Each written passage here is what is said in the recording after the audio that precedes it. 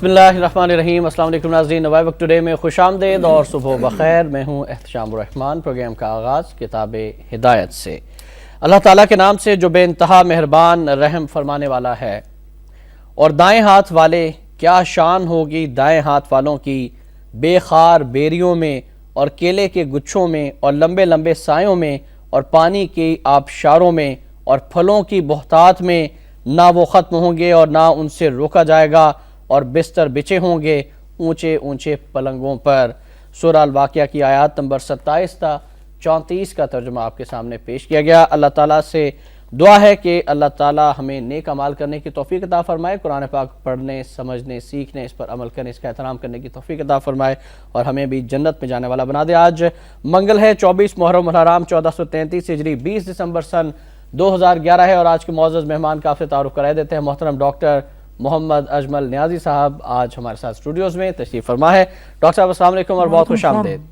کیا حال ہے جی؟ خیریت؟ الحمدللہ، آپ سنائیں کیسے مزاج ہے اور کیسی طبیعت ہے آپ؟ سردیوں کی صبح بہت اچھی لگتی ہے، مگر اب دیکھیں نا کہ 7 بجے بجلی نہیں ہے، پانی بھی نہیں ہے۔ یہ تو بڑا عذاب ہے۔ میں سمجھتا ہوں کہ اس حکومت کو کوئی عقل نہیں ہے اور کوئی سوچ نہیں ہے کہ اس وقت لوگوں نے دفتر جانا ہوتا ہے، بچوں نے اسکول جانا ہوتا ہے، بھاگم بھاگ لگی ہوتی ہے اور بجلی نہیں ہے۔ بہت سارے بجلی نہیں ہوتی تو گیس بھی نہیں ہے ڈاکٹر صاحب، پانی بھی نہیں ہوتا، گیس بھی نہیں ہے، لوگ ناشتہ کیے بغیر آفیسز آتے ہیں۔ ہاں جی، مطلب زندگی کر رہے ہیں ہم زندگی کے بغیر۔ اور پنجاب کی اگر بات کریں تو 3 دن سی این جی بھی بند، اور لوگ جو ہے جس اذیت میں مبتلا ہوتے ہیں، اس کا جواب کون دے گا؟ پنجاب کے ساتھ یہ زیادتی کیونکہ 3 دن پنجاب کی سی این جی اور پنجاب کی گیس بند کی جاتی ہے، لاہور کی گیس بند کی جاتی ہے، لیکن دیگر صوبوں کے ساتھ ایک ایک دن یہ سلوک روا رکھا جاتا ہے۔ آپ نہیں سمجھتے کہ ایک دن کم کیا جانا چاہیے پنجاب میں بھی؟ یہ پنجاب کے ساتھ زیادتی ہے۔ یہ جو محاذ آ رہی ہے پنجاب کی حکومت اور وفاق کی حکومت کی، تو اس سے عوام کو تکلیف میں مبتلا کیا جا رہا ہے۔ ٹھیک، یعنی ہاتھیوں کی لڑائی میں یہ بیچارے جو کیڑے مکوڑے ہیں یہ ذلیل ہو رہے ہیں۔ ٹھیک، تو ایک ذلت اور اذیت جو ہے وہ پاکستان کے لوگوں کے مقدر میں لکھ دی گئی ہے۔ رائٹ، اور کچھ مزید خبریں اب ہم شامل کرنا چاہیں گے۔ اور میمو ایک بہت بڑی ذلت اور اذیت بنی ہوئی ہے اس وقت، اور سپریم کورٹ آف پاکستان میں ناظرین گزشتہ روز سماعت شروع ہوئی۔ سپریم کورٹ میں جو احکامات آئے ہیں، جو بات کی گئی سپریم کورٹ میں، اس حوالے سے پہلی آج کی لیڈ سٹوری ہے کہ صدر نے جواب نہیں دیا، اس کا مطلب الزام قبول کرنا ہوتا ہے۔ سپریم کورٹ، بابر اعوان اور وزراء نے عدالتی حکم کی تذلیل کی، صبر کا امتحان نہ لیا جائے، وزیر اعظم بتائیں کیا کارروائی کی گئی؟ سوالیہ نشان۔ سپریم کورٹ نے میمو کیس کے حوالے سے درخواستیں قابل سماعت ہونے یا نہ ہونے کے بارے میں 3 روز میں رائے طلب کر لی۔ وزیر اعظم کو وفاقی سیکورٹی قانون کے خلاف کارروائی کرنی چاہیے تھی۔ چیف جسٹس، کوئی کہیں بیٹھا ہو سن لے، حکمرانی قانون کی ہوگی، ریمارکس۔ یہ حکومت کا موقف نہ تھا۔ اٹارنی جنرل، صدر، وزیر اعظم، army chief, D G I S I کو بیان حلفی داخل کرانے کا حکم، ہم حکمرانوں کے نوکر نہیں۔ جسٹس جواد ایس خواجہ کے ریمارکس، اور اس پر ہم بات کریں گے ڈاکٹر محمد اجمل نیازی صاحب سے۔ جی ڈاکٹر صاحب فرمائیے گا۔ مطلب یہ بات بڑی خوش آئند ہے، مگر ہم کب سے سن رہے ہیں کہ سپریم کورٹ جو ہے، اب یہ بات تو دھمکی سمجھی جاتی ہے کہ سپریم کورٹ کہتی ہے کہ جناب تم کیا سمجھتے ہو ہمیں، اور ہم یہ کر دیں گے اور وہ کر دیں گے، کیا ابھی تک کچھ نہیں ہے۔ میں سمجھتا ہوں کہ یعنی یہ سیاسی ایٹیچیوڈ جو اس وقت فوج میں بھی اور عدلیہ میں بھی ہوتا جا رہا ہے، یہ بہت غلط ہے۔ بالکل صحیح۔ ایکشن لینا چاہیے پوری طرح۔ یہاں تو ریئیکشن ہو رہے ہیں، ایکشن نہیں ہو رہا، اور ریئیکشن کو رد عمل کہتے ہیں اردو میں، اور رد عمل بھی ردی عمل بنتا جا رہا ہے، تو یہ بڑی زیادتی ہے۔ آج ایک کالم نگار نے زرداری کی واپسی پر عدم کا ایک شعر لکھا ہے کہ شاید مجھے نکال کے پچھتا رہے ہوں آپ۔ محفل میں اس خیال سے میں نے اس کی پیروڈی کی، بلکہ کچھ اور لوگوں نے کی تھی کہ شاید مجھے نکال کے کچھ کھا رہے ہوں آپ، محفل میں اس خیال سے پھر آ گیا ہوں میں۔ تو صدر زرداری کوئی استعفیٰ دینے کے لیے واپس تو نہیں آئے۔ یہ کیوں آئے؟ صدر زرداری کے نزدیک استعفیٰ اور استشناء دونوں برابر ہو گئی۔ 2 سوال ہیں کہ ایک تو کیسے آئے اور پھر کیوں آئے، اور تیسرا سوال کب تک رہیں گے؟ یہ معمہ ہے، یہ پہیلیاں ہیں جو سہیلیاں نہیں ہیں۔ میں سمجھتا ہوں کہ پہیلی جو ہے وہ اس کو سہیلی بھی ہونا چاہیے، تو کچھ آسودگی بھی ہو کسی بات میں۔ اگر تجسس ہے تو اس میں کوئی راحت بھی ہونی چاہیے، مگر ہم تو اذیت میں پھنس گئے۔ دیکھیں، صدر اوباما نے فون کیا صدر زرداری کو، وہ یکلخت بیمار ہو گئے، دبئی چلے گئے۔ پھر یہاں سے آرمی چیف نے فون کیا تو بھائی وہ واپس آ گئے. لیکن یہ کہا گیا کہ آرمی چیف کی کافی ڈیٹیل ملاقات ہوئی تھی، لیکن پھر تردید بھی آ گئی کہ نہیں، 1 منٹ سے زیادہ بات ہی نہیں ہوئی ٹیلی فون پہ، اور جو پچھلے 3 دن کے واقعات ہیں ان کو آرمی چیف کے اس فون کال سے نہ جوڑا جائے. اب سپریم کورٹ میں بھی یہ معاملہ ہے ڈاکٹر صاحب، اور صدر مملکت کی جانب سے جواب نہیں آیا. شام بات یہ ہے کہ اشارہ ہی ہوتا ہے نا، آرمی چیف کا فون جو ہے اس میں ڈیٹیل نہ ہو لیکن اشارہ تو ہے. آپ کو معلوم ہے کہ چیف جسٹس جو تھے وہ زرداری کے پاس جب وہ صدر نہیں تھے تو بے نظیر بھٹو کی تعزیت کے لیے گئے تھے. بالکل تو صحیح. کی تو انہیں تعزیت تھی، مگر اس سے مراد کیا تھی؟ اعتزاز احسن نے کیوں کیا یہ کہ چیف جسٹس کو لے گیا؟ انہوں نے اس سے پہلے اور اس کے بعد کسی کی تعزیت نہیں کی، حالانکہ کچھ اور بھی لوگ مرے اور بہت بڑے بڑے مرے، لیکن نہیں کیا گیا. تو یہ اشارے ہوتے ہیں، یعنی اس میں دیکھیں نا، مطلب ہے کہ تفصیلات تو نہیں ہوتی لیکن اس میں کچھ پوائنٹس ہوتے ہیں جن کو اخذ کیا جاتا ہے. تو آپ دیکھیں اس کے بعد واپس نہیں آئے زرداری. اچھا بالکل. اس کے بعد واپس آئے ہیں. اچھا پھر یہ دیکھیں، میں معافی چاہتا ہوں کہ جو مشیر ہیں زرداری کے وہ ان کو مشورہ نہیں دے رہے صحیح. عدلیہ کے ساتھ محاذ آرائی کی کیا ضرورت ہے؟ مطلب یہ بھٹو کے کیس کو اوپن کرنا اور ساری سپریم کورٹ کے احکامات کو نہ ماننا جو ہے، اور اس ایک کلیش جو ہے محاذ آرائی اور محاذ آرائی کو مارکہ آرائی بنانے. آپ سمجھتے ہیں کہ بابر اعوان صاحب صحیح مشورے نہیں دے رہے اور وہ اس حکومت کو ڈبو دیں گے؟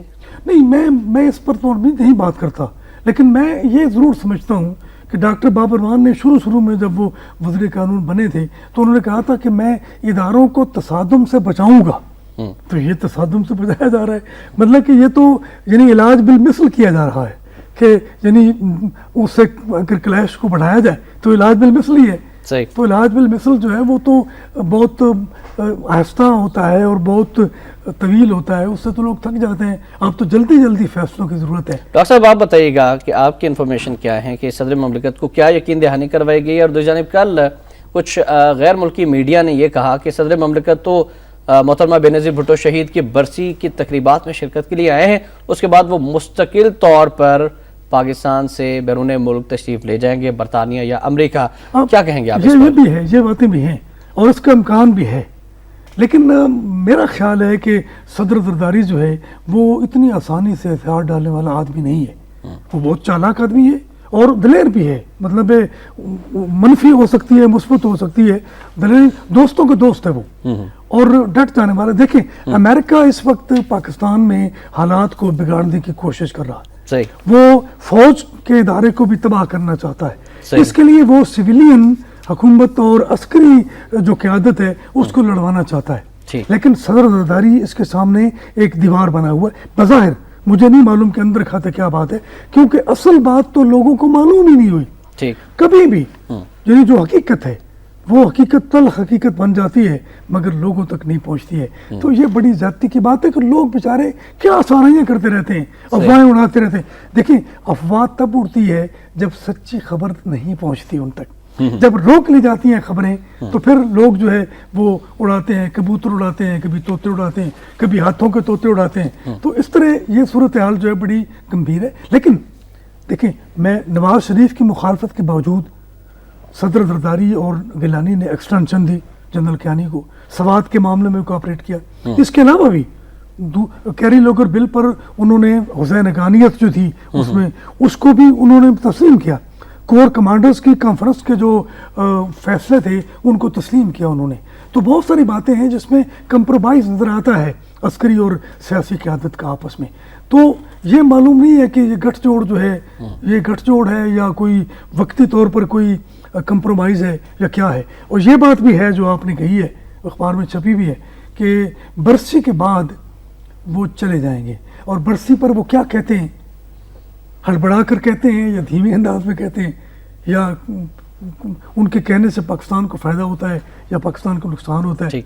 تو یہ دیکھیں ایک جملہ میں ضرور کہوں گا، بالکل فرمائیے، کہ زرداری کا چلے جانا جو ہے وہ فائدہ مند ہوتا ہے یا نقصان دہ ہوتا ہے، یہ اگلے وقت فیصلہ کریں گے. یہ بڑی زیادتی ہے. میں سمجھتا ہوں کہ اس حکومت نے بہت ظلم کیا ہے لوگوں پر.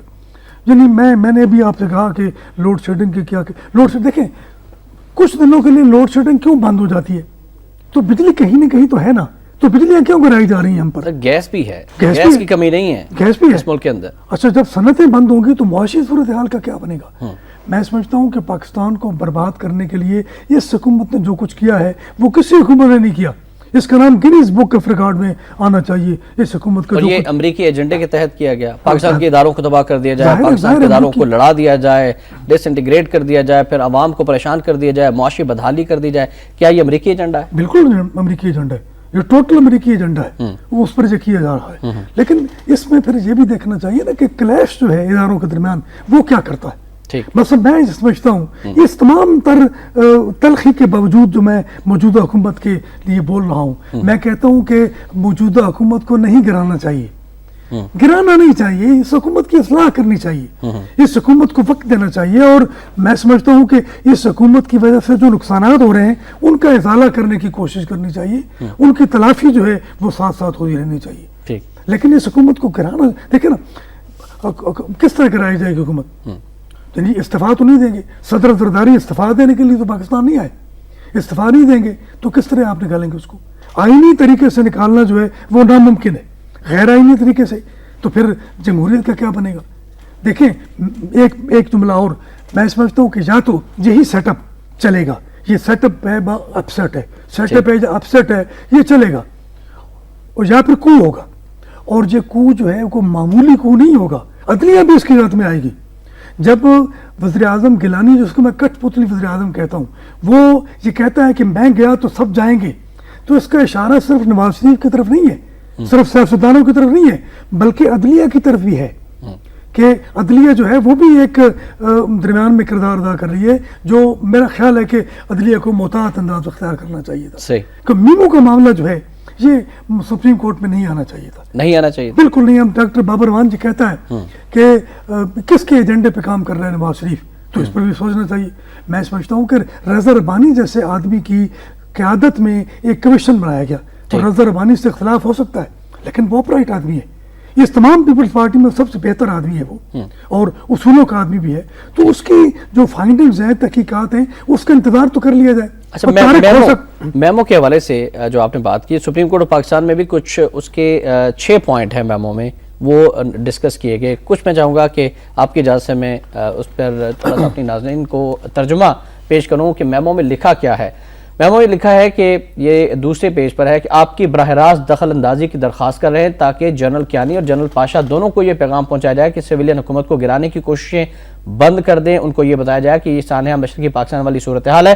اگر آپ کی مدد سے امریکہ ہماری یہ درخواست قبول کرتا ہے تو ہم ایک نئی قومی سلامتی کی ایسی ٹیم بنانے کو تیار ہیں جو پاکستان میں ایک امریکی دوست سویلین حکومت کی خارجہ اور دفاعی پالیسی کی سمت متعین کرے. اس ٹیم کے ممبران سابق ملٹری اور سویلین افسران ہوں گے جو واشنگٹن کے پسندیدہ ہیں اور جن کے امریکی انٹیلیجنس اور دفاعی اداروں کے ساتھ تعلقات ہیں. ان لوگوں کے نام ہم آپ کو ایک ذاتی نشست میں مہیا کر دیں گے. اور جو آخری پوائنٹ ہے ڈاکٹر صاحب میمو کا، جو 6 پوائنٹس ہے، اس میں یہ ہے کہ سویلین حکومت قومی سلامتی کی ٹیم کی ہدایت کی روشنی میں ممبئی حملوں میں ملوث ان تمام عناصر کو پکڑے گی جن کا تعلق حکومت سے ہے یا حکومت سے باہر رہ کر کام کرتے ہیں. ان میں سے جس کے خلاف بھی مؤثر شواہد ملے اس کو ہندوستان کی سیکورٹی فورسز کے حوالے کر دیا جائے گا. اور آخر میں لکھا ہے کہ ہم یہ درخواست اس اجتماعی قومی سلامتی کی ٹیم کے متوقع ممبران کی حیثیت سے آپ کے سامنے رکھ رہے ہیں جن کو صدر پاکستان آپ کے آشیرواد سے یہ ذمہ داری سونپیں گے. اس میمو کے آخر میں صدر پاکستان کا نام لیا گیا ہے. یہ بمبئی جو ہے یہ معاملہ کیا ہے؟ یہ تو ڈرامہ ہے، 2 مئی والا بھی ڈرامہ ہے. اب 2 مئی کے معاملے میں یعنی ایک دوسرے پر الزامات لگایا جا رہا ہے کہ تم نے اسامہ کو رکھا ہوا تھا، وہ کہتے تم نے اسامہ کو رکھا ہوا تھا، اور یہی چاہتا ہے امریکہ. لیکن 2 مئی کا جو واقعہ ہوا تو وہ کچھ تو ہوا نا، اس کی تحقیقات ہونی چاہیے. اور یہ تحقیقات جو کر رہے ہیں جسٹس جاوید اقبال، وہ اتنی سست ہے کہ جس کا کوئی اندازہ نہیں ہے. نہیں، انہوں نے تو اعلان کیا ہے کہ تحقیقات جلد مکمل ہو جائیں گی، اس مہینے کے آخر تک انہوں نے ڈیڈ لائن بھی دی ہوئی ہے. انہوں نے کہا کہ ہم اس کی کمپلیشن تک پہنچ چکے ہیں، آلموسٹ کام جو ہے وہ کمپلیٹ ہو چکا ہے. دیکھیں میں سمجھتا ہوں، یہ میرا ایمان ہے کہ اگر یہ تحقیقات صحیح اور سچی اور جرأت مندانہ ہوں تو پھر معاملہ ٹھیک ہو جائے گا. لیکن میرا نہیں خیال. آپ دیکھیں مشرقی پاکستان پر جو کمیشن بنایا گیا تھا اس کا کیا ہوا، یا اس سے پہلے جو تحقیقاتی کمیٹیاں بنائی گئی تھیں ان کا کیا ہوا. اچھا، بمبئی کا ڈرامہ، 2 مئی کے بھی ڈرامہ، یہ سارے ڈرامے ہیں جو امریکہ کے شروع کیے ہوئے ہیں اور ان ڈراموں کے زد میں آئے ہوئے ہیں ہم، اور ہم ان کا کھیل کھیل رہے ہیں. تو یہ بڑی زیادتی کی بات ہے. میں سمجھتا ہوں کہ سیاسی قیادت اور عسکری قیادت کے درمیان اس طرح کلیش نہیں ہونا چاہیے, تصادم نہیں ہونا چاہیے, اور اگر یہ تصادم بڑھا تو اس کا نقصان جو ہے وہ پاکستان کو ہوگا, وہ کسی طرح بھی مطلب ہے کہ اداروں کو نہیں, پاکستان کو ہوگا. میرے خیال میں جو میں سمجھتا ہوں کہ اس وقت ملٹری کو جو ہے وہ مناسب نہیں ہے. اچھا, اس حکومت اصلاح کے اور بھی طریقے ہیں. میں نے کئی بار رکھا ہے کہ جنرل کیانی سیاست میں نہ آئیں, حکومت میں نہ آئیں, کوئی اور کردار ادا کریں. کوئی کردار ادا, کوئی اور کیا کردار ہو سکتا ہے آپ کے پیش نظر, کیا ہے ان کا کردار؟ اور نظریاتی وہ کیا کہہ سکتے ہیں کہ آپ یہ کریں, آپ یہ اس طرح کریں, آپ اس طرح کریں. دیکھیں نا, اب بھی تو میمو کے معاملے میں بھی تو سٹینڈ لیا ہے عسکری قیادت نے, تو اس سے پہلے جو معاملات تھے اس میں وہ سٹینڈ کیوں نہیں لے سکتے تھے؟ 2 مئی کے واقعات جو ہیں اس کی ذمہ داری صرف سیاسی قیادت پر ہوتی ہے, عسکری قیادت پر کیوں نہیں ہوتی؟ عسکری قیادت پر بھی ہے. تو اس معاملے کو سلو کے ساتھ, صفائی کے ساتھ, انڈرسٹینڈنگ اور مفاہمت کے ساتھ سلجھانا چاہیے. اور اب تو پاکستان پیپلز پارٹی کے بہت سارے لوگ دبے لفظوں میں یہ بھی کہہ رہے ہیں کہ جو ایکسٹینشن دی گئی جنرل پاشا جنرل کیانی کو, وہ صدر مملکت کی اور پرائم منسٹر کی غلطی تھی.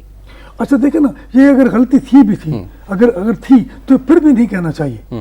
یہ غلطی پھر غلط فہمی بن جاتی ہے, اور غلط فہمی جو ہے وہ غلطی سے بڑی غلطی ہوتی ہے, اور یہ میں سمجھتا ہوں یہ بلندر ہوتا ہے, یہ نہیں کرنا چاہیے. رائٹ, غلط فہمیوں سے بچنا چاہیے. ڈاکٹر صاحب کچھ مزید خبریں شامل کرتے ہیں اور بات کریں گے. ایک انتہائی اہم فیصلہ الیکشن کمیشن نے کیا ہے کہ الیکشن کمیشن نے دوہری شہریت والوں کے انتخاب لڑنے پر پابندی لگا دی ہے. اطلاق سینٹ کے ضمنی الیکشن پر بھی ہوگا. ریٹرننگ افسر دوہری شہریت نہ ہونے کا حلف لیں. پابندی آرٹیکل 63(1)(c) کے تحت لگائی گئی. Secretary election commission. اور اگلی خبر پاک فوج کا بیان ہے کہ نیٹو حملہ سازش افغان کمانڈر نے بھارتی تعاون سے تیار کی. بی بی سی رپورٹ غلط ہے, پاک فوج کا یہ کہنا ہے. ممنوعہ علاقے میں افغان فوجی بھجوائے, پھر بمباری کرا دی. رپورٹ ذمہ دار امریکی کمانڈر ہے. پاکستانی قیادت اور میاں نواز شریف صاحب کا بیان شامل کریں گے کہ پہلے بدمست گھوڑوں کو لگام دیں پھر بات ہوگی. مینگل کہتے ہیں یہ, اور نواز شریف صاحب کہتے ہیں کہ سیاسی جماعتیں متحد ہو رہی ہیں, مارچ اللہ کا راستہ رک جائے گا. نواز شریف بلوچستان کا مقدمہ لڑیں گے, اللہ تعالیٰ صدر زرداری کو صحت دے. عمران سے 10 اوور کا میچ کھیلنے کا وقت آ گیا, قائد مسلم لیگ نون. 2 اہم خبریں, لیکن پہلے الیکشن کمیشن نے جو فیصلہ کیا ہے دوہری شہریت والوں کو انتخاب لڑنے نہ دینے کا, یہ تو اچھی بات ہے. میں سمجھتا ہوں کہ یہ تو پرامسنگ ہے. دیکھیں معین قریشی یہاں رہا, وہ کون تھا؟ دوہری شہریت. شوکت عزیز کون تھا؟ دوہری شہریت. حسین حقانی صاحب کون ہے؟ وہ بھی دوہری شہریت والے. مطلب یہ کہ صدر زرداری کی بھی دوہری شہریت ہے. یہ بھی اب کیا ہو سکتا ہے. دیکھیں میں سمجھتا ہوں کہ دوہری شہریت والے جو ہیں وہ نہ امریکی ہیں نہ پاکستانی ہیں, نہ برطانوی ہیں نہ پاکستانی ہیں. 2 کشتیوں میں پیر رکھا ہوا ہو جس نے, تو وہ کیا کرے گا؟ وہ خود نہیں ڈوبے گا مگر کشتیوں کو ڈبو دے گا. الطاف حسین صاحب کی بھی دوہری شہریت. دیکھیں, اور وہ لیڈر ہے, وہ کراچی سے لندن میں بیٹھا ہوا کراچی میں سارا آپریٹ کر رہا ہے. تو یہ ذاتی ہے, یہ ملک ہے.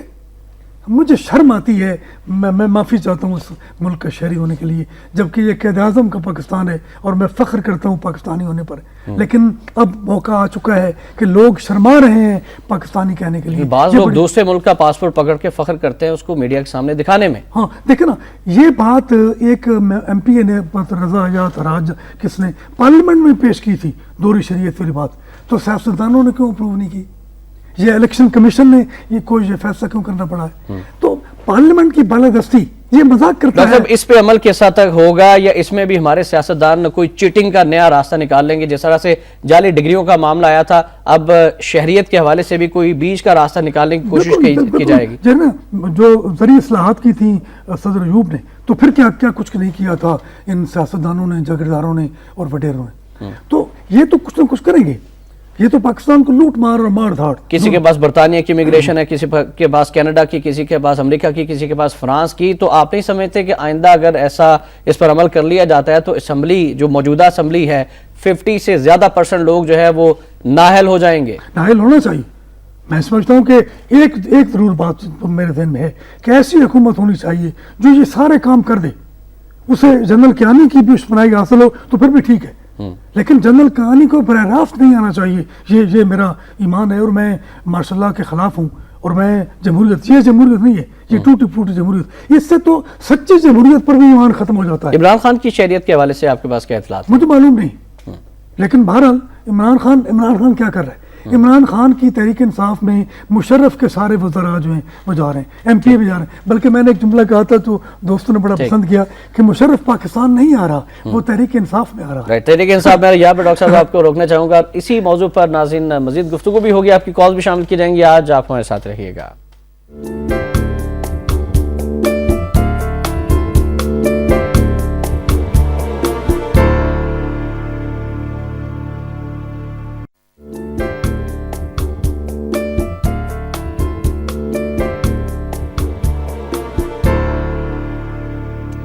نوائے وقت ٹوڈے میں ایک بار پھر آپ کو خوش آمدید کہتے ہیں ناظرین، ہمارا نمبر ہے 0423631269، اور ناظرین آپ نے 2020 میچز کا تو سنا ہوگا، لیکن سیاسی کرکٹ کے اندر ایک نیا میچ شروع ہونے والا ہے، اور وہ ہے 10 اوورز کا میچ، یعنی 10 اوورز کا میچ، جس کے بارے میں نواز شریف صاحب نے فرمایا کہ اب عمران خان سے 10 اوورز کا میچ کھیلیں گے۔ لیکن جی پہلے تو کہا جاتا تھا کہ فلاں آدمی 2 نمبر ہے، اب یہ کہا جائے گا کہ فلاں آدمی 10 نمبر ہے۔ اچھا ٹھیک، 10 نمبری آ گئی ہے، 10 نمبری ترقی ہو گئی ہے گریڈ کے اچھا، اندر۔ میں نواز شریف کے اس بیان کی مجھے کوئی تک نظر نہیں آتی ہے کہ بھئی یہ کرکٹ بھی نہیں ہے، یہ سیاسی کرکٹ بھی نہیں ہے، یہ صرف کوڑا کرکٹ ہے، اس کے علاوہ کچھ نظر نہیں آتا ہمیں۔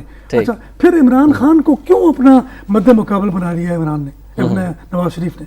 دیکھیں نا، نواز شریف نے پہلے الطاف حسین کو مد مقابل بنایا، اور اس میں چودھری نثار کی بھی ساری یعنی کوششیں شامل ہیں کہ اس نے الطاف حسین کی متعلقہ بیوی کا نام لیا، انہوں نے منقوہ بیٹی جو ہے نواز شریف اس کا نام لے لیا۔ تو یہ گھروں تک دیکھیں نا، فیصل آباد میں جب چودھری نثار 300 کنال کا مکان جو ہے عمران کو تنقید کرتا ہے، تو کیا یہ بات بعید از قیاس تھی کہ وہ رائے ونڈ کے محل کی بات نہیں کریں گے؟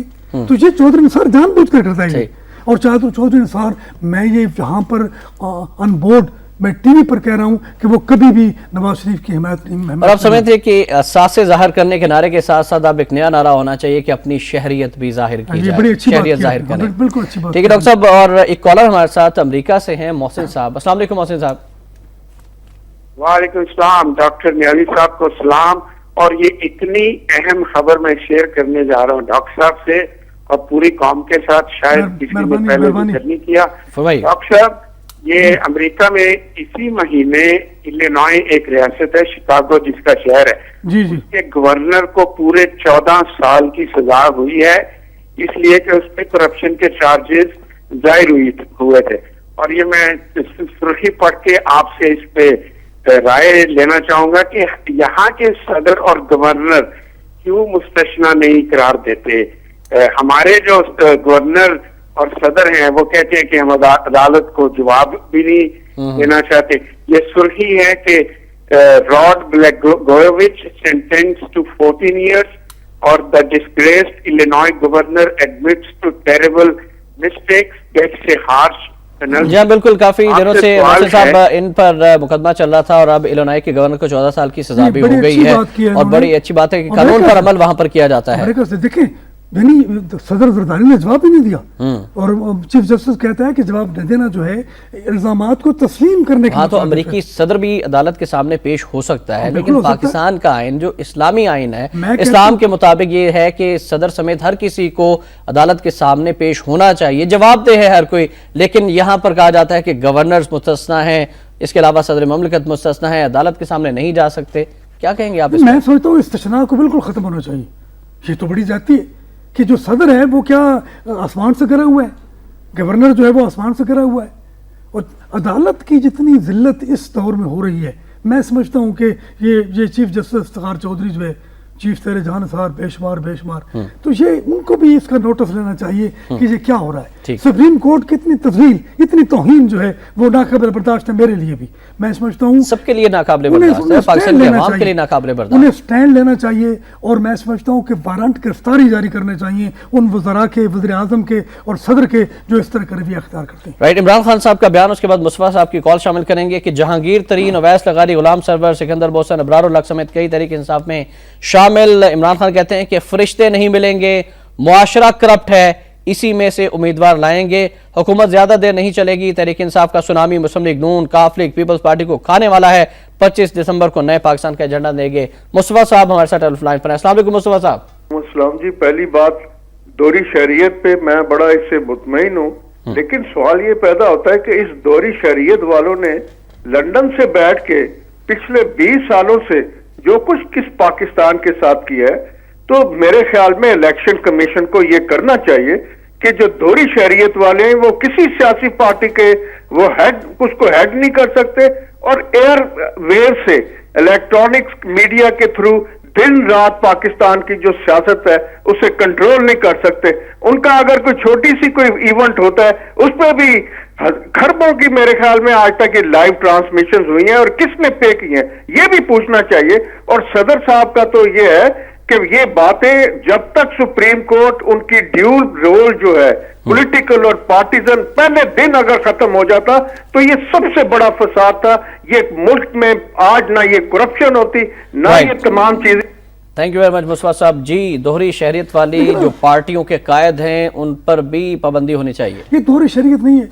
तुम इलाज बाहर जाकर कराते हो, तुम्हारे बच्चे जो हैं बाहर पढ़ते हैं, तुम्हारे बच्चे बाहर कारोबार करते हैं, तो ये दोहरी शरीयत नहीं है। अगर दोहरी शरीयत नाम की नहीं है तो फिर काम तो तुम वही कर रहे हो। मैं समझता हूँ कि ये लोग पाकिस्तानी नहीं हैं। ये जितने सियासतदान हैं और जितने लोग हुक्मरान और लीडर्स हैं ये पाकिस्तानी नहीं है। अब समझते हैं कि अब वक्त आ गया है कि ब्रांड पाकिस्तान को प्रमोट किया जाए, ना कि दोहरी शहरियत वालों को प्रमोट किया जाए, और बैन कर दिया है। बहुत अच्छा फैसला किया है। अब कुछ कॉलर्स की राय मजीद शामिल करते हैं। एक सर जुमला आप बताएं कि मोइन कुरैशी वज़ीर आज़म रहने के बाद एक बार भी पाकिस्तान आया? बिल्कुल नहीं। शौकत अजीज भी नहीं है, और वो तो शौकत अजीज साहब ने तो कोई गिफ्ट भी नहीं छोड़ा। जो सरकारी तोहफे तहफ मिलते हैं वो सब अपने ब्रीफ केसेस में भर के ले गए। सदर मुशर्रफ के पीछे लगे हुए हैं, शौकत अजीज का कोई नाम ही नहीं रहता, इसलिए कि शौकत अजीज अमेरिका का आदमी था। ठीक है, ये यानी एक बेचारगी है जो हम पर तारी है। हम क्या कर सकते हैं? हम सिर्फ बात ही कर सकते हैं, बोल सकते हैं। काश हमारे पास कोई इख्तियार होता। चलिए आवाम की राय भी जानते हैं। मजीद कॉलर्स हैं हमारे साथ। अस्सलाम वालेकुम जी। तो फ्री गुजर बात कर रहा हूँ जी। गुजर साहब फरमाइएगा। आपको एक तो मीडिया वालों को इनकलाबी लीडर जिसको आपने बनाया हुआ था वो ठुस हो गया है, क्योंकि उसके जितने वर्कर थे वो सारे भाग रहे हैं अभी जो इनकलाब के लिए आए थे। असल में अजमल नियाज़ी से वो बात करनी है। स्कोते ढाका तो सबको याद है। इधर हमारे इलाके में जो शनाख्ती कार्ड बन रहे हैं, जिन्होंने पहले कुछ लगाया हुआ था अभी वो कंप्यूटर में फिक्स किया हुआ है कि सरेकी लिखो। हर शनाख्ती कार्ड पर सरेकी लिखा जा रहा है फार्म पर। उसका जिम्मेदार कौन है? मीडिया वालों को इधर ध्यान ही नहीं है। ये जरा दोबारा बताइएगा कि शनाख्ती कार्ड पे क्या लिखा हुआ है, वजाहत से जरा।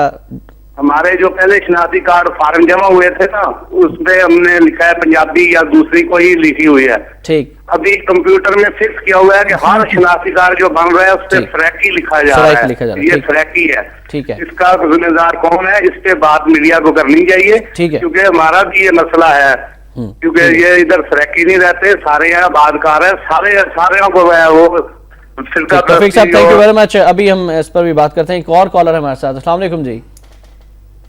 वालेकुम अस्सलाम जी। कौन साहब और कहाँ से बात कर रहे हैं? मैं राना जावेद इकबाल बात कर रहा हूँ कराची से। जी फरमाइएगा। एक तो आपके चैनल को मुबारकबाद देने की जो परसों जलसा हुआ है दिफाए पाकिस्तान कौंसिल का, कि आपको चैनल के अलावा किसी और चैनल ने जरूरत नहीं की उसको लाइव दिखाने। Thank you very much. दूसरी बात मैंने ये करनी इमरान खान साहब के बारे में कि इमरान खान साहब ने किसी के साथ इंसाफ किया या नहीं किया, लेकिन उन लोगों के साथ इंसाफ जरूर किया जिनको कोई पार्टी में लेने पे तैयार नहीं थी।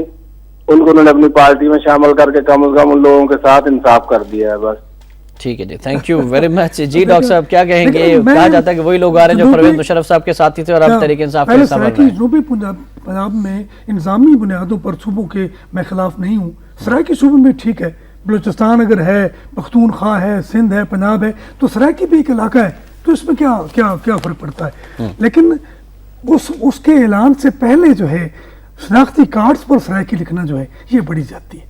मैं समझता हूँ कि इस तरह की ज्यादतियों के अंबार हैं जो पाकिस्तान में लगे हुए हैं। अच्छा ये तहरीक इंसाफ, लेकिन देखे ना लोगों ने इनकलाब के लिए सोचा था।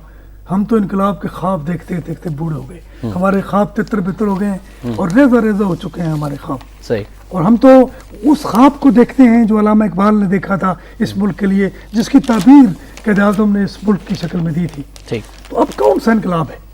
मैं समझता हूँ कि एक वक्त आएगा, ये बात नोट कर लें, एक वक्त आएगा कि तहरीक इंसाफ तहरीक बेइंसाफी बन जाएगी। और इसमें जो लोग जा रहे हैं, ये ठीक कहा है इन्होंने, हमारे दोस्त ने, कि इनको तो कोई बंदा लेने के लिए तैयार नहीं था। اب دیکھیں نا اویس لغاری اور جمال لغاری، میں جانتا ہوں، میں ڈیرہ غازی خان بھی گیا ہوں، لوگوں کو ان کے کرپشن کی داستانیں زبانی یاد ہیں ان لوگوں کی.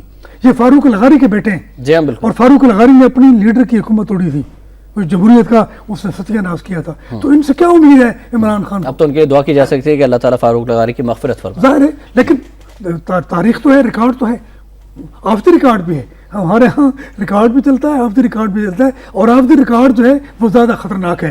اچھا، میں یہ کہتا ہوں احتشام کہ عمران خان وزیر اعظم بننے کے لیے اتنے جلد باز ہو گئے ہیں، اتنے انقلابی بن گئے ہیں وزیر اعظم بننے کے لیے کہ انہوں نے اپنے سارے اصول، اپنی ساری کہی ہوئی باتیں جو ہیں وہ چھوڑ دی ہیں.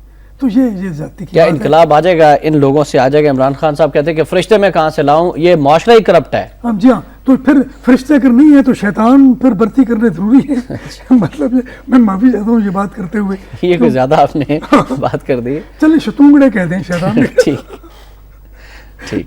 اب سمجھتے ہیں کہ انقلاب آئے گا، ان لوگوں سے انقلاب آئے گا. ان سب لوگوں میں ایک بندہ ہے غلام سرور، وہ ٹھیک آدمی ہے. میں سمجھتا ہوں ابرار الحق صاحب بھی طریقے صاحب میں ابرار الحق صاحب گلوکار ہیں، ان کو سیاست کا کیا پتہ ہے. ان کا جو ناروبال میں اسپتال ہے اس کے کئی قصے جو ہیں وہ لوگوں کی زبان پر ہیں، اور یہ کیا تھے اور کیا سے کیا بن گئے. تو یہ انقلاب تھا. انقلاب ابرار کی اپنی زندگی میں آیا ہے، وہ تو انقلاب کے معنی نہیں جانتا. اعظم سواتی صاحب بھی آ گئے. اعظم سواتی صاحب اتنے امیر ہیں کہ پاکستان میں وہ نمبر 1 ہے. تو وہ پھر وہ اپنی دولت کہاں سے کمائی انہوں نے اور کدھر کیا. اور پھر انہوں نے وزیر حج پر الزام لگایا، وزیر اعظم پر کیوں نہیں لگایا؟ وزیر اعظم کے بیٹے کو کیوں انہوں نے معاف کر دیا؟ تو یہ ساری باتیں دیکھیں، یہ سب گول تو کچھ نہ پھول. آپ کس کے ساتھ بھی کی بات لیکن کچھ بولنے کی ہم کوشش کریں. آخری بات، اور اس کے بعد پھر آپ کے کالم پہ ہم نے جانا ہے کہ 25 دسمبر کے جلسے کے حوالے سے عمران خان نے اپنے بات کی ہے کہ ایک بڑا سونامی آیا گیا. کیا آپ سمجھتے ہیں کہ کوئی پیچ اپ ہوا ہے ایم کیو ایم کے ساتھ عمران خان صاحب کا؟ یہ بات بھی آپ نے زبردست کی کہ ایک بار تو تم الطاف حسین کے جانی دشمن تھے، لندن گئے تھے جس طرح ذوالفقار مرزا گیا ہے. ذوالفقار مرزا بھی ٹائم فش، وہ بھی چپ ہو گیا ہے، اور یہ بھی چپ ہو گئے ہیں یا کرا دیے گئے؟ چپ ہو جانا یا کرا دی جانا ایک ہی بات ہے نا ہمارے میں. ٹھیک. اچھا، تو پھر ایم کیو ایم کے ساتھ کمپرومائز کے بغیر کراچی میں جلسہ کرنا عمران کا انقلابی ایک اقدام تھا، وہ نہیں کر سکا. تو کیا انقلاب جو ہے یہ مطلب کمپرومائزنگ انقلاب ہوگا؟ کیا ایم کیو ایم کا ووٹ بینک توڑنے میں کامیاب ہو جائیں گے عمران خان صاحب کراچی میں جب وہ انٹر ہوں گے اور اپنے تنظیمی سرگرمیاں شروع کریں گے؟ ان کے جلسے کی کامیابی جو ہے ایم کیو ایم کے ووٹ بینک سے ہی ممکن ہو رہی ہے. ٹھیک. تو پھر آپ کیسے کہتے ہیں کہ ان کا ووٹ بینک کون توڑے گا؟ وہ تو ایک مافیا ہے، اور اس کو تو بیرونی طاقتوں کی آشیرواد حاصل ہے. اچھا، پھر دیکھیں میں جو بات کر رہا ہوں وہ یہ ہے کہ نئے لوگوں کے ساتھ مل کر نوجوان جو تھے وہ دیوانے ہو گئے، پروانے ہو گئے عمران خان کے. اور پھر وہی شاہ محمود قریشی وائس چیئرمین ہے تحریک انصاف کا. صحیح. تو انقلاب کی کیا توقع کرتے ہیں آپ؟ ٹھیک. وہ وزیر خارجہ تھا، تو آپ دیکھیں کہ اس وقت وہ کس انقلاب کا دائی تھا. اس سے پہلے وہ پیپل پارٹی پنجاب کا صدر تھا، تو وہ کس انقلاب کا دائی تھا. اور اب وہ شاہ محمود قریشی جو مصنوعی آدمی ہے، میں معافی چاہتا ہوں یہ بات کرتے ہوئے، جو بولتا بھی بناوٹی انداز میں ہے، وہ کیا انقلاب لائے گا؟ نہیں، وہ تو ہر بندے کا بولنے کا ڈاکٹر صاحب اپنا سٹائل ہوتا ہے. نہیں، میں سٹائل تو ہوتا ہے، لیکن اگر سٹائل کو بنایا جائے، سٹائل میں تسنن لایا جائے تو وہ کیا ہوتا ہے؟ بہت سارے لوگوں کو ان کا سٹائل پسند بھی ہے. پتہ نہیں کس کو پسند ہے، آپ کو پسند نہیں، بہت سارے لوگوں کو ہے پاکستان میں. تسنن جو ہے تصادم کی حد تک نہیں جانا چاہیے. صحیح. اچھا، میں جو بات کر رہا ہوں دفاع پاکستان کی بات انہوں نے کی، جس کو وقت نیوز نے. جی، اور اب ہم بڑھتے ہیں آپ کے کالم کی جانب. پھر آپ کے کالم میں اس پر ایک جملہ صرف چلتے ہیں میرا ناظرین، بڑھتے ہیں آج کے روایت کالم کی جانب، اور ہم تمام کالرز کے مشکور ہیں جنہوں نے آج کے اس پروگرام میں کالز کی.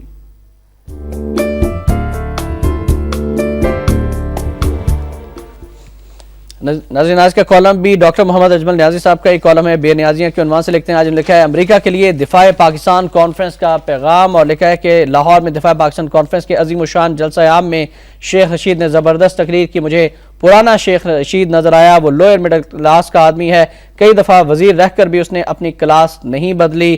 اس کے خلاف کرپشن کا کوئی اسکینڈل نہیں، وہ دل پھینک ہے، یعنی رومانٹک بھی. آخر میں لکھتے ہیں کہ مولانا سمیع الحق کی تقریر بہت تاثیر والی تھی. انہوں نے حاضرین سے دفاع پاکستان کے لیے حلف لیا.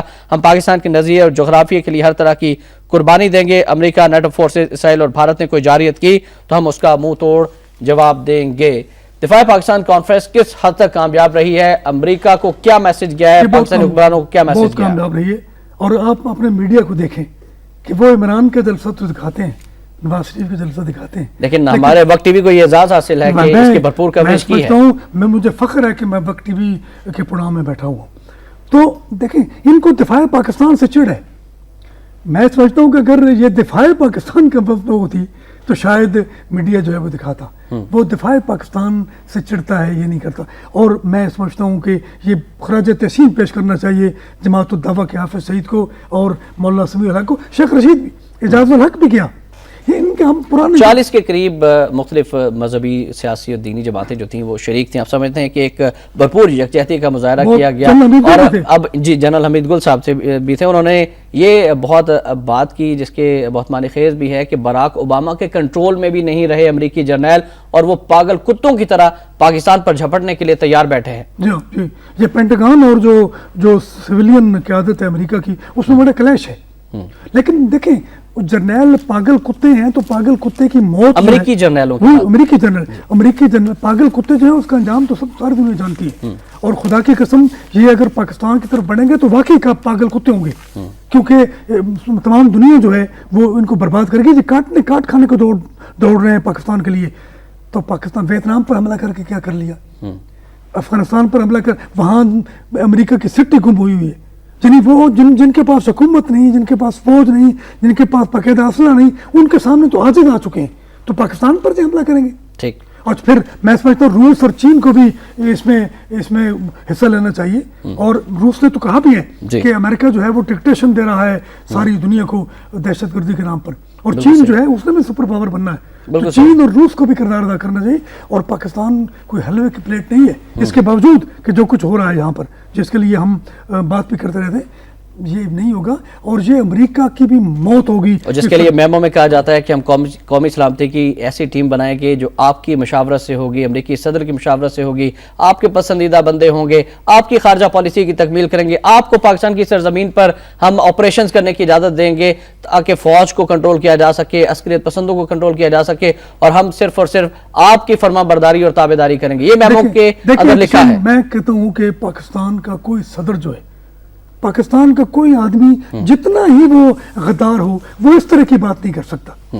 دیکھیں نا, آپ پاکستان کے ایک صدر کے بارے میں بتا دیں کہ جو پاکستان کے ساتھ محب وطن نہیں تھا. ایون صدر مشرف کے بارے میں بھی میرے دل میں سافٹ کارنر ہے کہ وہ جو قومی مفادات تھے مخصوص قسم کے, ان کے لیے وہ پاکستان کے ساتھ تھا. تو صدر زرداری کیوں کرے گا ایسا؟ صدر زرداری کیا برازیل کا صدر بن سکتا ہے؟ کیا وہ جنوبی امریکہ کا صدر بن سکتا ہے؟ وہ پاکستان کا صدر بن سکتا ہے. اور جس ملک کا وہ صدر بن سکتا ہے اس کے لیے یہ کرے گا. چودھری شجاعت نے بڑی اچھی بات کی ہے کہ صدر زرداری کو بچہ ہے کہ اس طرح کی بات کرے گا. دیکھیں نا, اس زبانی معاہدے امریکہ کے ساتھ ہوئے, شمشیر بیف دی اور پتہ نہیں کیا کچھ کیا, تو کیا اس معاہدے کے لیے تحریری بات کرنی تھی؟ دیکھیں یہ بات تو عقل میں بھی نہیں آتی ہے. آسما جہانگیر نے بھی جواب, آپ کا مطلب کہنا کہ یہ کہ میمو غلط ہے؟ میں سمجھتا ہوں کہ یہ میمو صدر زرداری نے نہ لکھوایا. ٹھیک. اچھا, حسین حقانی کے بارے میں ہو سکتا ہے کہ حسین حقانی کا ماضی داغدار ہے, اور وہ آدمی جو ہے وہ آدمی ایسا ہے اس کو, لیکن منصور کون ہے؟ منصور اعجاز. منصور اعجاز امریکی ہے, اور وہ بار بار کہتا ہے کہ میں امریکی مفادات کا پاسبان ہوں.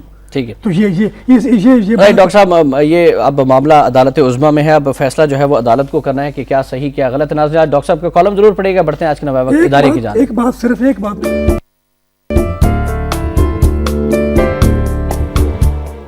رحمان ملک کے پیچھے پڑنا چاہیے. تو یہ ملک ہونا, رحمان ملک واحد آدمی ہے جس نے ہمدردانہ بات کی ہے وینا ملک کے بارے میں. رائٹ. ڈاکٹر صاحب, مختصراً ہم جو وقت کی کمی ہے, ہمارا اداریہ بھی دفاع پاکستان کی کانفرنس کے حوالے سے کہ پرعزم دفاع پاکستان کانفرنس اور دوسرے دینی سیاسی اجتماعات عالم طاغوت کے لیے واضح پیغام, ہمارے حکمران بھی اب مصلحتوں کے لبادے اتار دیں. مختصراً, انتہائی مختصراً, آپ نے فرمایا تھا کہ 25 دسمبر تک نیٹو سپلائی کھول دی جائے گی کرسمس سے پہلے. کیا آپ بھی اس پر قائم ہیں؟ آپ کیا آپ نے کہا تھا لاسٹ پروگرام میں کہ 25 دسمبر تک نیٹو سپلائی بحال کر دی جائے گی, آپ کے پاس اب کیا اصلاحات ہیں؟ وہ میرا قیاس تھا جو یہ کر رہے تھے, اور اس میں دکھ بھی شامل تھا. انہوں نے نہیں کیا, اور میں نے آپ سے کہا تھا جب آپ آخر میں آپ نے مجھ سے بات پوچھی تھی, میں نے کہا کہ نیٹو سپلائی ہمیشہ کے لیے بند کر دینی چاہیے. ہمیشہ کے لیے. آپ کو یاد ہوگا میں یہ بات کہی تھی.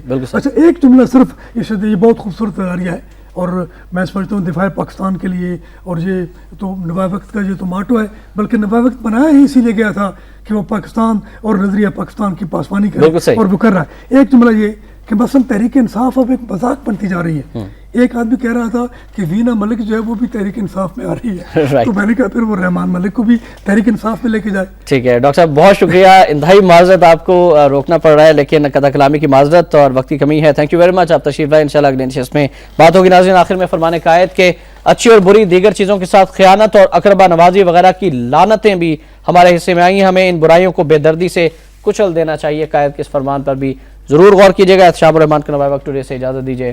اللہ حافظ.